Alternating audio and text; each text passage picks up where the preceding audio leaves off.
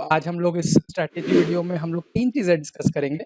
पहली चीज़ हम लोग ये देखेंगे जो मोस्टली क्वेश्चन्स लोग पूछते हैं कि कितने महीने का करंट अफेयर्स हम लोग यहाँ पे हम लोगों को कवर करना है 67 बीपीएससी के लिए।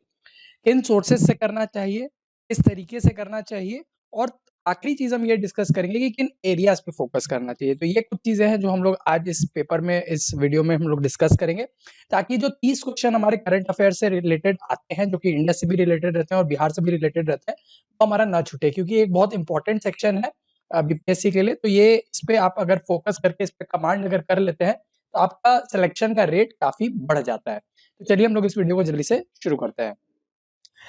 इम्पोर्टेंस तो आप सबको पता ही है। 30 क्वेश्चन आते हैं 67 बीपीएससी के।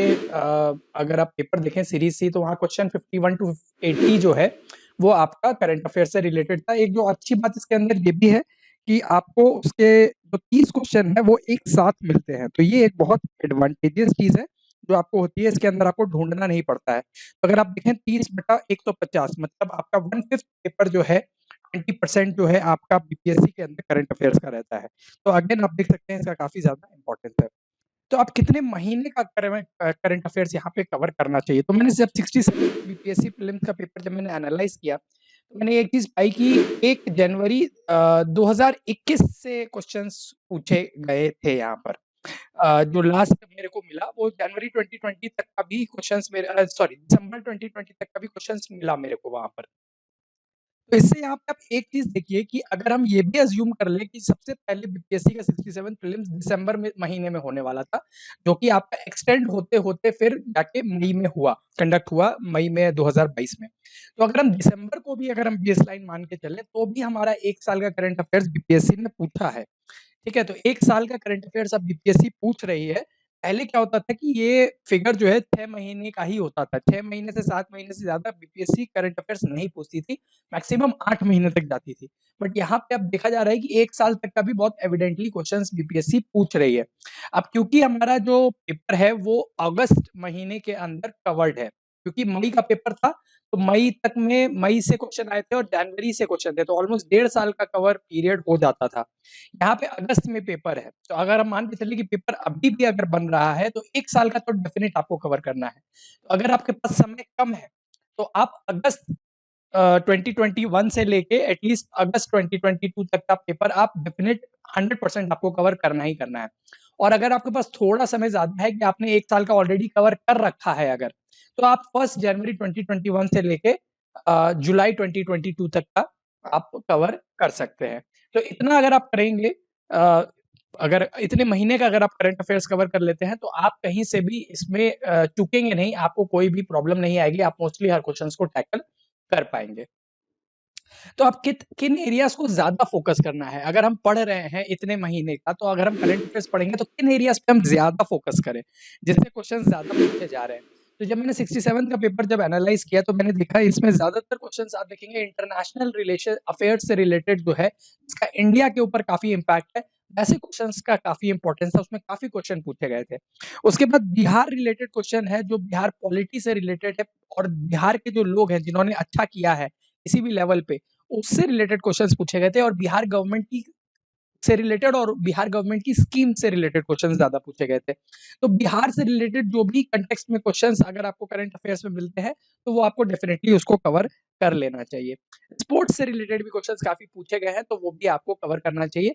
तो मेन स्ट्रीम में है वो भी और जो ऑफ फोकस जो स्पोर्ट्स इवेंट होते हैं, वो भी। इसके अंदर आप हमेशा याद रखिए कि बिहार से रिलेटेड अगर कोई प्लेयर है या कोई न्यूज़ आ रही है, तो वो आपको डेफिनिटली कवर करना चाहिए। ये क्वेश्चंस बीपीएससी पूछती है।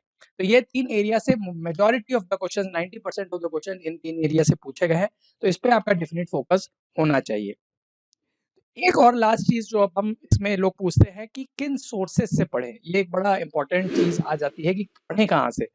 तो जो मैंने पहले भी बताया हुआ है, कोई एक सोर्स पढ़िए जो आपको अच्छा लगता है। 50 सोर्स के अगर आप तरफ जाएँगे तो आप एक भी सोर्स को ठीक से नहीं कर पाएँगे।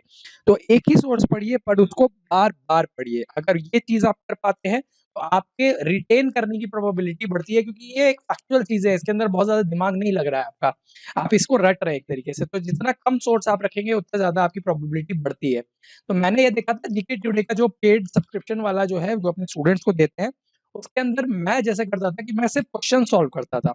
उनका डेली के आते थे 8 से 10 क्वेश्चन, तो मैंने ये देखा कि अगर आप आराम से उसके जैसे मैंने अपने टाइम पे अराउंड 8 मंथ्स का कवर किया था। अगर आप 1 साल का जीके टुडे का पर मंथ वाला जो क्वेश्चन सिर्फ़ आता है, आपको न्यूज़ पढ़ने की भी ज़रूरत नहीं है।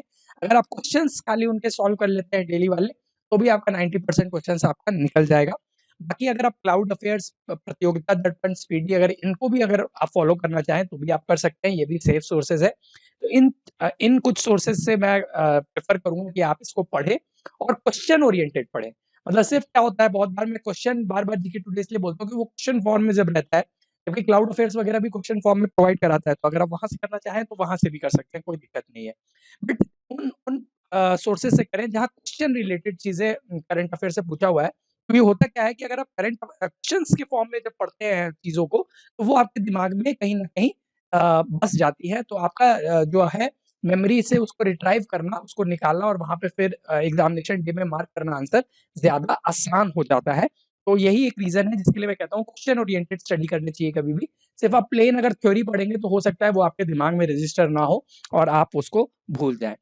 तो ये था मेरी तरफ से करंट अफेयर्स का स्ट्रैटेजी वीडियो। इस तरीके से अगर आप करेंगे और चीज़ों को अगर रिवाइज़ करेंगे और प्रैक्टिस करेंगे खूब सारा, तो डेफ़िनिटली कोई रीज़न नहीं है कि एटलीस्ट आप 25 मार्क्स 30 में से डेफ़िनिटली आए और थोड़ा अगर अच्छा रहा, आपकी किस्मत अच्छी रही ऑन द गिवन डे, तो आप ईज़िली 30 में 30 भी ला सकते हो, कोई बड़ी चीज़ नहीं है। लोग लाते हैं इतने नंबर। तो और हम कट ऑफ भी देख रहे हैं कि ओवर द ईयर्स ज़्यादा हो रहा है, तो आप इसको डेफ़िनिटली थोड़ा अपने आप को पुश कीजिए कि आप अपने आप को बेटर कीजिए। तो ये था मेरी तरफ से करंट अफेयर्स का स्ट्रैटेजी वीडियो। जल्द ही मैं 67th की जो लास्ट वीडियो में मैंने बोला था कि 67th आप मुझे बताइए कि कौन से वीडियो पे आप ज़्यादा वीडियो देखना पसंद करेंगे, तो काफ़ी लोगों ने मैसेज किया, मैंने पढ़ा कि 67th का एनालिसिस वीडियो प्रीलिम्स का जो था उसको देखना चाहेंगे लोग। तो अगेन आप कमेंट सेक्शन में मुझे बताइए कि और कोई वीडियो है जो अगर आप बताना चाहते हैं, तो मैं उस पे भी वीडियो बनाऊँगा। जल्द ही मैं 67 बीपीएससी प्रीलिम्स का एनालिसिस वीडियो भी लेके आऊँगा, जहाँ पे मैं सारी चीज़ें डिस्कस करूँगा कि किन एरियाज़ से क्वेश्चन आए हैं और सारी चीज़ें मैं डिसाइफर करूँगा उस वीडियो में। तो और कोई वीडियो अगर आप जो चाहते हैं कि अगर मैं बनाऊँ, तो उसको आप कमेंट सेक्शन में मुझे ज़रूर बताइए, इससे मुझे पता चलता है कि आपकी डिमांड क्या है। तो अगर आप फेसबुक पे ज़्यादा एक्टिव हैं, तो आप फेसबुक पे भी पेज को लाइक और फॉलो कर सकते हैं और टेलीग्राम ग्रुप का लिंक है, वहाँ पे आप फॉलो कर सकते हैं, वहाँ पे मैं सारी चीज़ें पोस्ट करता हूँ। हम लोग जल्दी मिलेंगे अपने नेक्स्ट वीडियो में। Thank you.